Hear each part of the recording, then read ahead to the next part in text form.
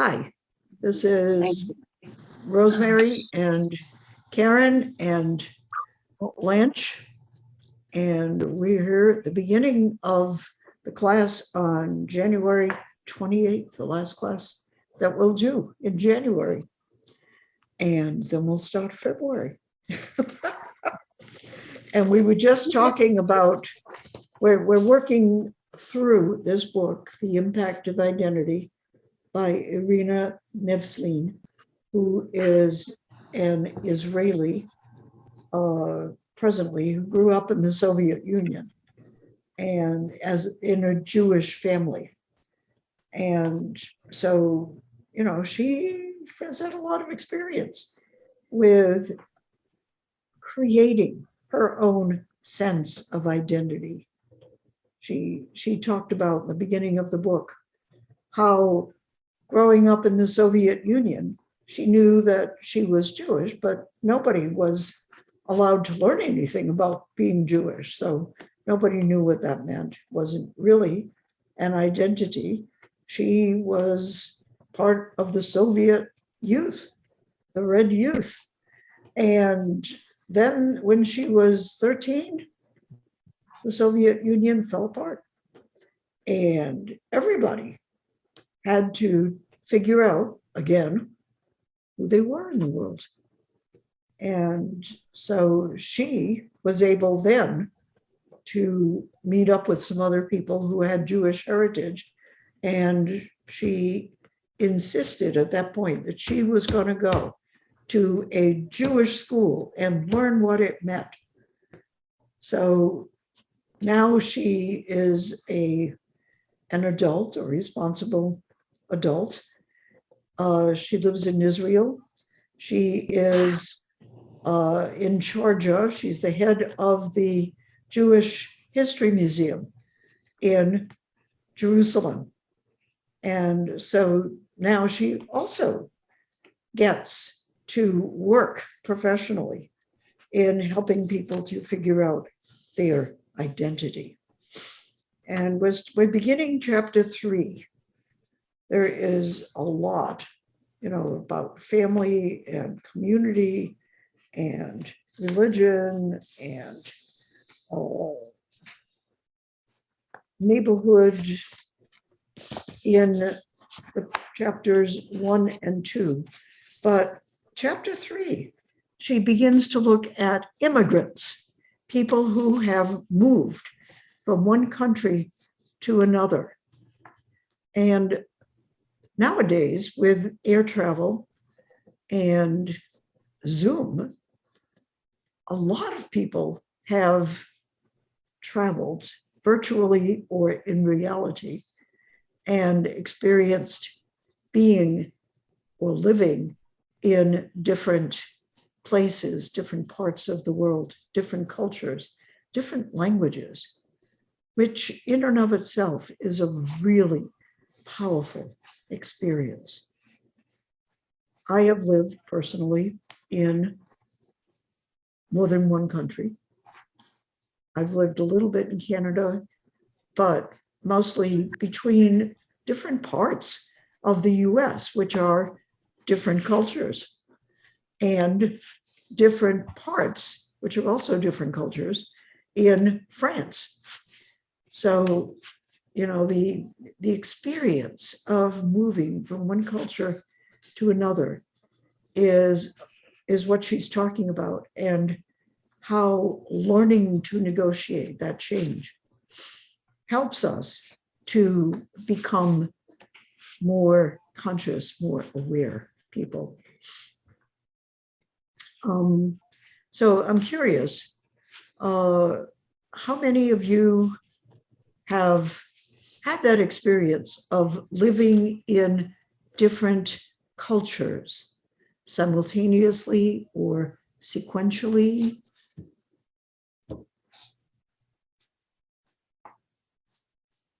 Everybody has. You just have to figure out how for you. In a way, I have. It hasn't been another country or necessarily another region, but I moved north of Durham at one point, And the culture was totally different than what I was used to. It was totally different. It was. So was it like being in the country in a rural area? It was like it was 75 years ago. It was very different. Okay. But it was the divide between rural and urban, right? You could say that, yes. It was a small Yeah. town. Right. So you lived in a place that was living in a culture that was not in the same time frame as the culture in the city. Yeah, and When you went to this other place, it was a different time, a different era. I've experienced that too. yeah. When in Missouri, I worked with a rural community which spoke French, where people spoke French. And they were like that. They were like 100 years behind. And I went there every week. And when I crossed the river, the big river, it was like I went back 100 years at that moment. And I knew that from then on until I came back over the river, I needed to be in this different culture, different language, different time period, different set of expectations. It was very much about families and about, which family you were part of. And of course, the interesting thing for me was I was serving as a teacher in that community. And they were still kind of mentally back in the era of one-room schoolhouses, where everybody said they went to school to Ms. So-and-so. That was the way it was said. And there was one teacher in the whole school at a time. And so I was a teacher, and I gained that status with everybody in the community. They were all going to school to me. And I was teacher Rosemary. And it was a very different status. I was also a public community college teacher during the week. And, in that setting, nobody paid any attention to me at all. They'd fall asleep at the beginning of class, then wake up at the end and say, "Do we have any homework?" Yeah. And on the weekends, when I was teaching in this rural community and people were coming to learn French, I was teaching French in school too. But everybody was really paying attention, and they really thought of me as somebody important because I was the teacher. It was a weird experience of having those two teacher identities going on at the same time. So, yeah, good. Well, it was a culture shock for me, moving from New York to North Carolina. Oh, no kidding. I never really thought about that. Yeah. Yeah. So how did that It's affect your identity, your sense of who you are?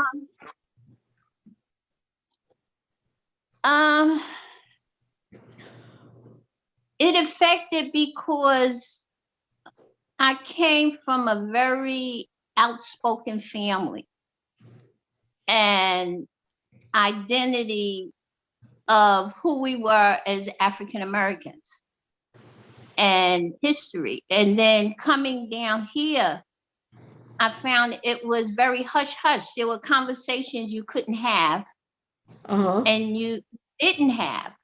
Right. And I remember asking my father, why? I mean, I came and I used to wear African head wraps and things, really showing who I was. And it really wasn't accepted And then my father had to make me understand that with them still being in the South, there were conversations, because I used to try to have and I came down when I was in high school. Wow. So, Okay. right. And people would say, well, we don't talk like that. You know, it was almost like, shh, Yeah. you know, Right. and there were no cultural things, you know, programs and speakers and things. And Right. it was a real culture shock I for believe me. it. Yeah. And even with places to go, you know, we had Broadway and plays and this and that. And, you know, there was barely movie theaters. It seemed like it was no outlet. Right. Yeah. It's kind of a city to the country experience too. Yes. Yes. I felt like I Or was just it in used to another be, at world. least. I think it's not so Yeah. much now because of Zoom, Right. because of the internet. But Yeah. but back then it was really hard to be accepted and make friends. And Yeah. believe it or not, that was true for white Northerners as well as African American ones. Because my first wife was a New Yorker, and she had a really hard time living here because her sense of humor was like right out there and, you know, very blunt. And Very blunt, nobody, outspoken, nobody and here, loud. nobody here talked like that. So for her, it was horrible culture shock. For me, it was culture shock too, but not so obviously. But yeah, I've learned to be more muted here in the South. I love going to New York because that's kind of the culture I grew up in, you know, and it's the energy is woo, and I love it. And I think that's what we bring too that makes it hard to fit in, because we talk fast, we're loud, and like you said, very blunt and very outspoken. And everywhere I went, you know, even with my kids in school and meetings or whatever, as soon as I start, oh, well, that must be Miss Boyd, you know, she's not going to bite her tongue, has something to say. And it almost makes you feel like you're out of place. But when you're at home, you're not perceived that way. Right. No, because that's the way everybody is. So whenever I lived in Berkeley, California for quite a while I was married to Ellen, the New Yorker. And so we would travel back and forth, and I could always tell right in the airport when we were back in New York, because somewhere in the room, there'd be two people standing right next to each other and gesturing in each other's faces and arguing. And it would be like, oh, hallelujah. You know, welcome home. And Ellen, one day we were standing in a long grocery store line in Berkeley. She turned to me and she said, I just figured it out. She said, all these people are in plastic bags.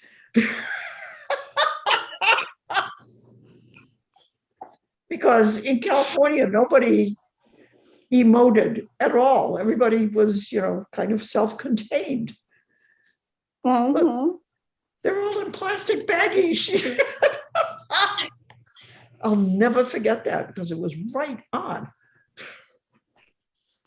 And it's somehow, when we talk about identity and having different identities, and even as soon as I answer the phone and talk to someone from home, I'm telling you, my diction changes. Mine too. I'm right back to a very thick Brooklyn accent. I mean, like Yep. right away. Right. Yeah. And me too. Not Brooklyn, but Rhode Island. And Mhm. so anybody who knows me here knows when I've just talked with somebody in my family, because I've gone back to that. It's very easy to go Right. back to, and very comforting to go back to. Yeah. Yeah. Because you could speak so honestly and openly, and there's no one takes it personal. I don't.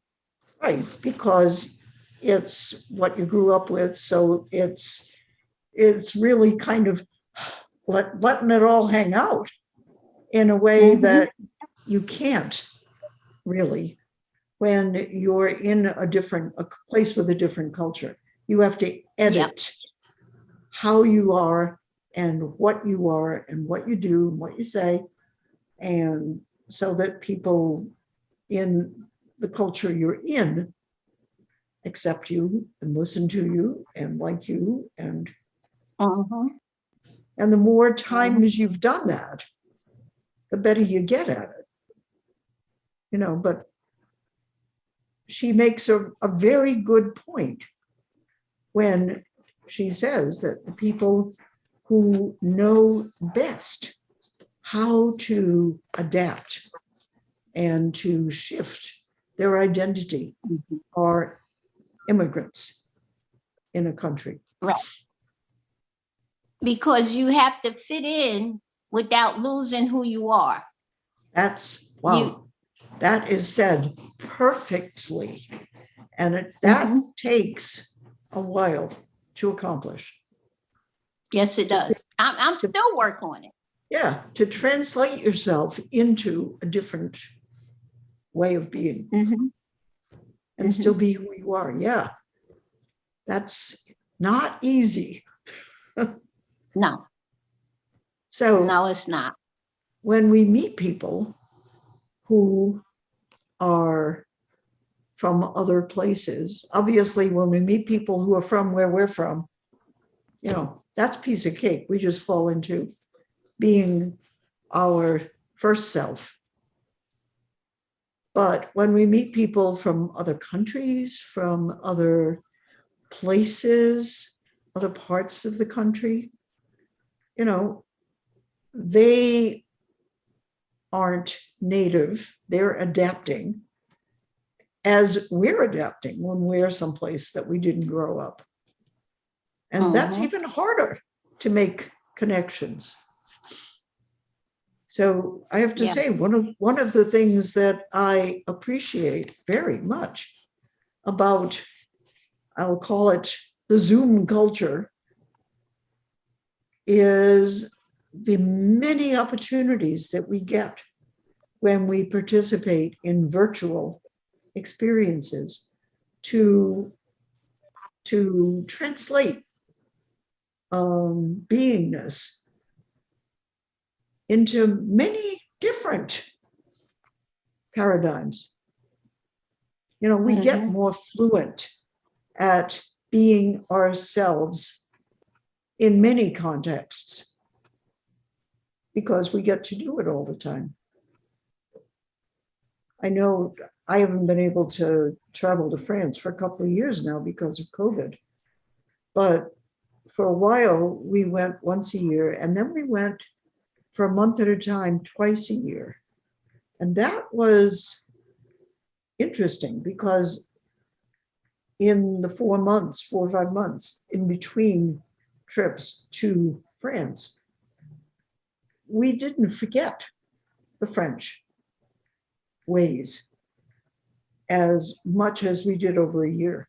And so it was like, it was still alive when we went back.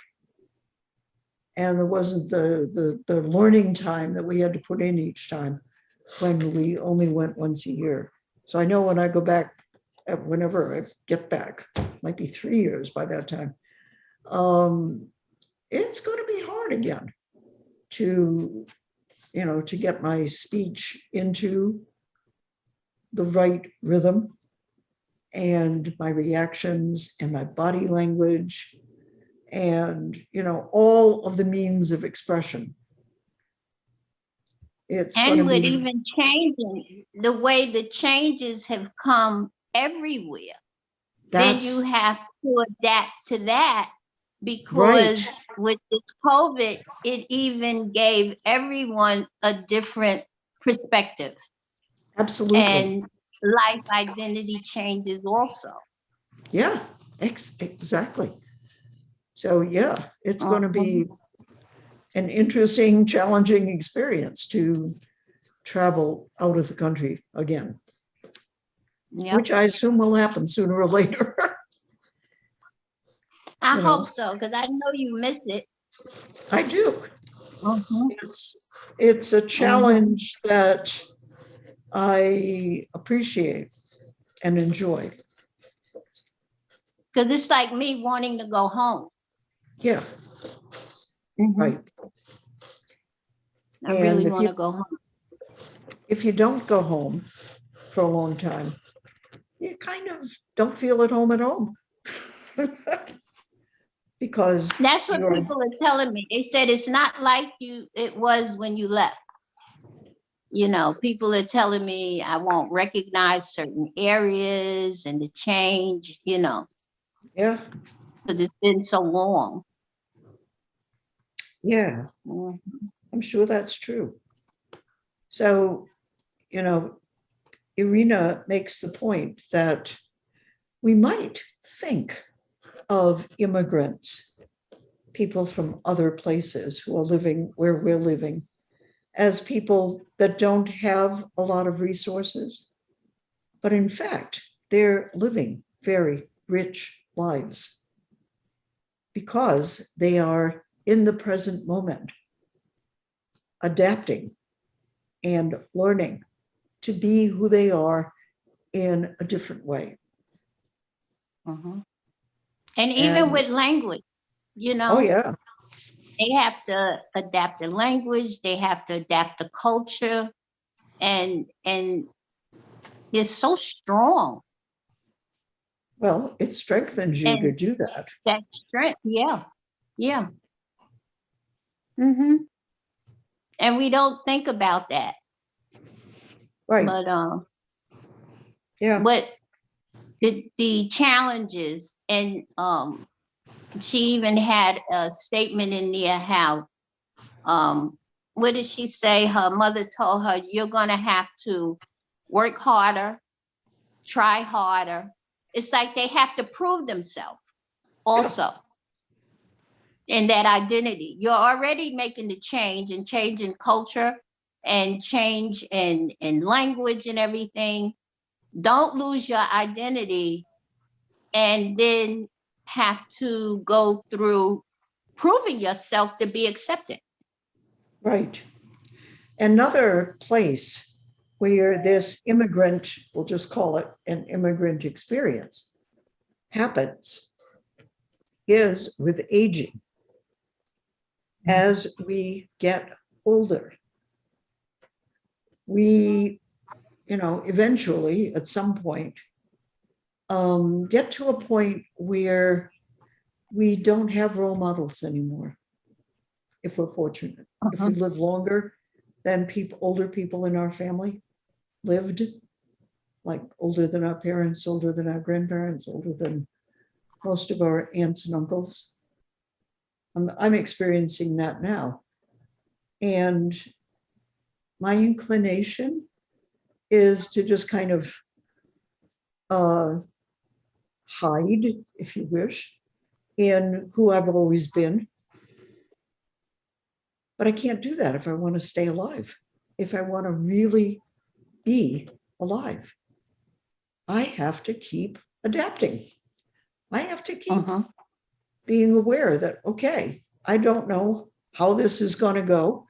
I don't know how, how things are going to turn out. And I have to be strong, just like I Right. was when I was younger. And I have to adapt. And I have to learn the new paradigms and the new skills and the new awarenesses if I'm going to be alive. Right. And And then that's you even have to do that when you say that about aging, and like you said, like keeping up with the times and keeping current so you continue to live.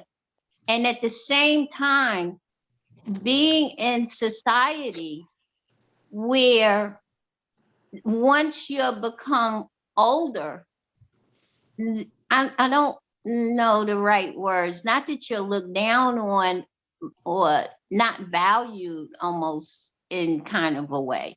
You know, they don't look at you as being a productive person, but you have to keep that up for your own self to keep going, That's right. you know? Exactly. Exactly. And it is like being in another culture, but the culture is being amongst the aging, Well, it's you know? staying relevant among younger people. People, that's the mean, word, relevant. I mean, at this point, the number of people that I knew when I was much younger, almost everybody's dead. Mhm. And, in order to keep up, I have to keep making friends with younger and younger and younger people and Exactly. staying in touch with them. I mean, it's an ongoing migrations situation. That hit me on my birthday. It kind of, I don't want to say brought me down, but a whole different realization. When I turned 65, I said, oh my goodness, I'm 65. I'm Right. now considered a senior citizen for real. Oh Yeah. my goodness. So what difference does You know, that really make? right. And that one day really didn't make a difference. But just, you know how, because there's labels of who you are. And it was Yeah. just that thing of, oh my goodness, 65, and I'm getting all this stuff in. Oh, you're 65 now, sign up for this. The mail was just coming through and phone calls. I said, stop reminding me, I know. You know, it's like I'm in a new category. Well, I mean, And you might as well accept the benefits. Why not? But it yeah, doesn't need to change you in any way. right. But just that, you know, that mindset, I said, okay, now I really got to keep up. And during that time, at a time of COVID, and not really being able to get out to um have that, be aging and still have a life of purpose, Mhm. you know, Right. because that's something also you want to carry on to keep you going. So Yeah. COVID When you lose, makes it kind of challenging. when you don't have a sense of purpose, you're not really living Right. anymore. And Exactly. so, yeah. So we need to find that several times as we Yeah. age. Yeah. We And need, that's another ongoing thing, you know. Mhm. So it's not just when we move from one country or one place to another. It's all our lives. We are asked to migrate, to adapt, to become, to Yep. I can think of all kinds of French words, and it's interesting there aren't any English words for becoming comfortable in another culture, in another place. We really don't have a lot of words for that in English, which is reflected, I think, in English language cultures. A lot of people don't move or change. Once they grow up, they stay in the same culture. And eventually it gets very uncomfortable because they don't feel like they're anywhere. Right. So she talks about on page 72 You guys have the books now. She talks about the skills that stay strong if you are constantly redefining your identity as your cultural context changes. On page 71, actually. This brings me back. Somebody want to read that? Where it says another skill that immigrants naturally strengthen. I'm going back further than that, so I get the first skills. So the first set of skills that minorities possess and majorities sometimes lack: accepting full responsibility for your own life and what you make of it. Page 71, second paragraph. Yes, our life is ultimately what we make of it, how we adapt. Accepting full responsibility, that's the first skill, for your own life and what you make of it. As a native Brit born in the majority, you might be the third generation of your family studying at Oxford. Even if you lack talent and skills, your parents might have a connection that can open the door to a decent job. When you've lived somewhere your whole life, you have family, school buddies, neighbors, colleagues, and friends of friends. You have contacts, a flag, a passport, and a sense of false confidence.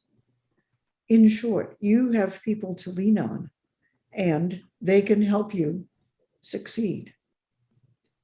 Many immigrant parents throughout the ages have told their children that they must be twice as good and work twice as hard as anyone else, because they start from nothing and it is up to them to shape their destiny. I don't know, I think it was true for girls that you had to do that if you wanted to have a career. And certainly it's true for anyone in the US who doesn't have white skin. You got to do that if you're going to succeed. So being an immigrant is a common issue, a common challenge. I was told the same thing growing up when we went to school. Because from not having those connections, especially in the years of my age, it's different now. Well, I wasn't told it, but I knew it. I wasn't told it because my parents were perfectly happy for us to stay working class, and to remain factory workers. And I didn't want to do that. So I knew that I had to be twice as good to get out of that category that was easy to fall into. That was what was expected. And because you were forming your identity during that time, right? Right. And I wanted to have some power and have some authority and make my own life. So I chose a challenging path. And my family never really understood. Why did I do that? That was crazy as far as they were concerned. And I can see their point of view, but I'm sure glad I did it. I know you are. Yeah.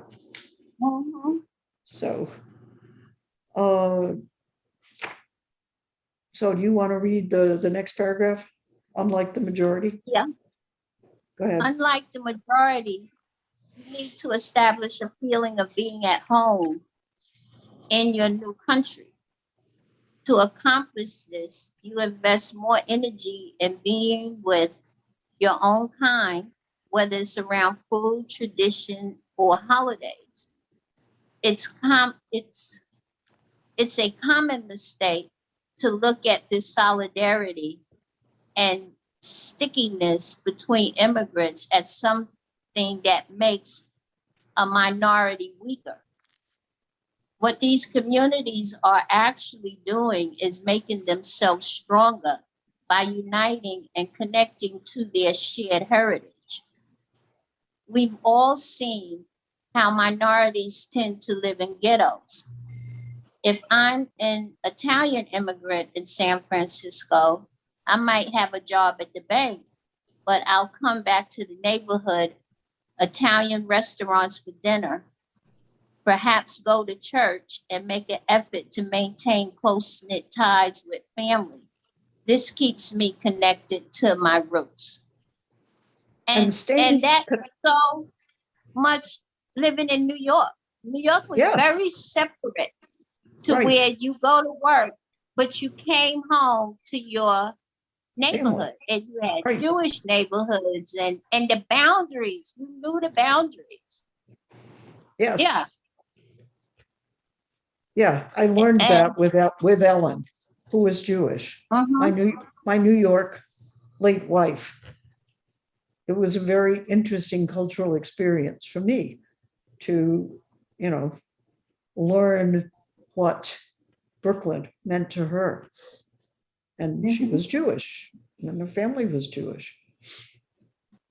So, yeah. And she probably lived in a neighborhood with a lot of, that's where Jewish, the churches, and every neighborhood was built around the culture, Right, exactly. A strong sense of culture. Yep. Yeah. And it's important to stay connected with our roots, whatever they are, because it's like a tree. If a tree has good, strong roots, it's going to thrive and prosper because it can withstand challenges. And roots, being connected with our roots and accepting them and being okay with them is an important aspect of being strong. So, and I think that's what I've been also coming down here, because that was another, I think, culture shock that I didn't think of until now, because coming from the city, and especially a city like New York, I don't know of any other big ones, but that's where you can find those cultural ties. Even if you move from somewhere else and you move to New York, you can find your people. Yeah, right. And your people might be Midwesterners, but when you find other Midwesterners in New York, that's a source of strength too. Just like being able to adapt to, being in other cultural settings and feeling okay in them. It's in, like everything in life, there's opposites. And that's true in physical life. There's always opposites, and they're important. And actually, they're opposites that are in the same reality. I don't know how to say that. But that duality, they exist together. They exist together, right? You can't throw one out. You got to be comfortable with everything. Right. And that's an important adaptation skill over a lifetime, is to realize, it's not that one of these is good and the other one isn't. Never. There's always importance in both sides. They're part of the whole. You don't see the whole until you have become comfortable with the sides, with the poles, with the opposites. So she talks about that the strength of being an immigrant, and we'll just use that term for being adaptable to different cultural situations, being an immigrant, being willing to go back to zero and learn how to be again in a different setting. That the important thing is you step out of autopilot, which means habit. You know, when we're too comfortable, we can just, we don't even need to think about what we're doing or be aware of it. And my great experience of that is when I moved from one house to the other. And suddenly I don't know where to find a spoon.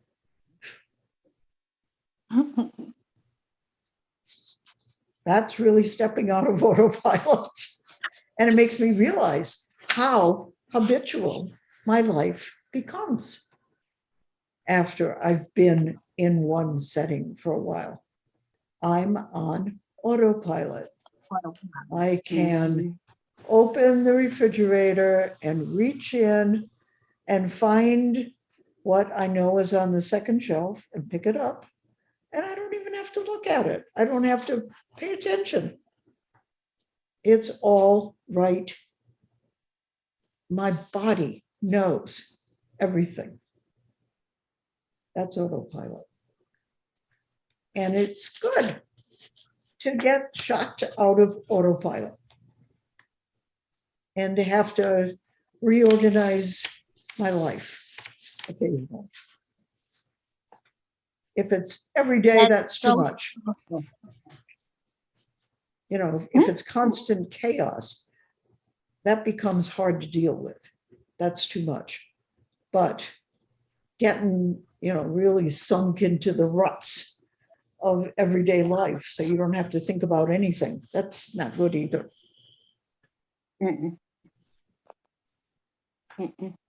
I was just saying to Nancy yesterday, you know what? We have lived here for 6 years and we're not planning to move anytime soon. We need to make believe we're going to move and shuffle things up and get rid of stuff. Because otherwise, stuff will just keep piling up. That's what I did. I think last month, month before last, because I hadn't gone through things from moving. I moved here thinking I was going to move that life with me and have the same life. So I had all of this stuff. And Zeta was trying to tell me, Ma, you don't need this. You don't need this. Yes, I am, because I'm going to have the same life and I'm going to do the same thing.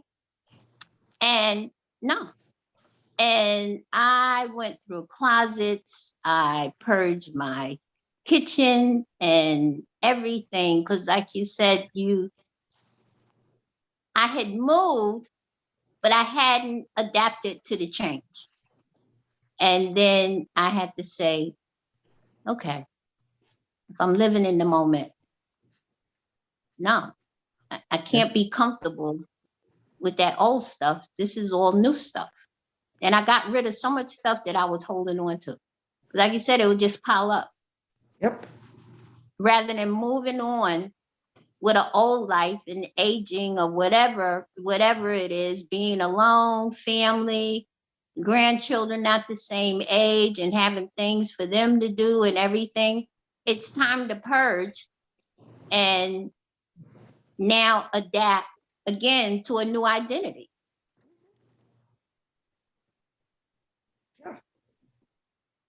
Mm-hmm.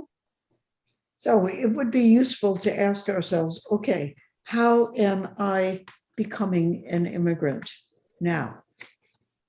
Mm-hmm. Every once in a while. Yeah.